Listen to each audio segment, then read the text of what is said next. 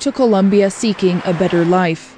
But ever since the coronavirus forced the country into lockdown, it has become increasingly difficult for Venezuelan migrants to make ends meet. My husband lost his job. He was laid off and we lost our home. That's why we decided to return.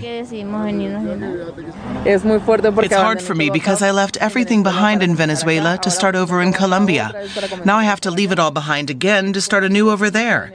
On their way out of Bogotá, the returnees receive care packages provided by the United Nations Refugee Agency. Nobody knows when they'll get their next meal.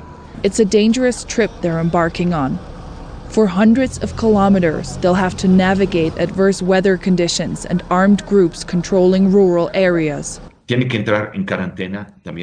they cross the border with Venezuela, they'll have to quarantine. That's another challenge.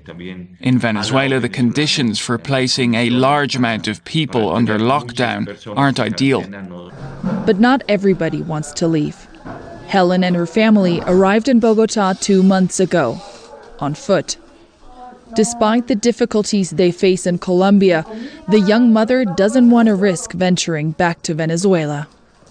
I prefer to stay. What are we going to do in Venezuela? We may have a house of our own, but am I supposed to wait for my daughter to starve to death?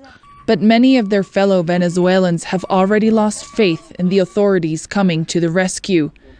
Tired of being treated like second-class citizens during the pandemic, they have decided to leave. Returning to Venezuela with a political crisis still underway may not have been what they planned.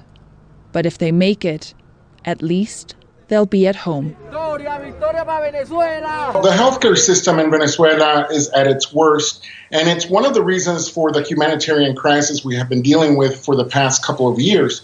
Not only are hospitals in most parts of the country practically in ruin, but there are no equipment, and many of the medical staff has migrated or left their job for more lucrative alternatives. But also the water and electricity shortages affect not only the health system, but everybody's living situation. And now with a gasoline shortage as well, it is crippling ambulance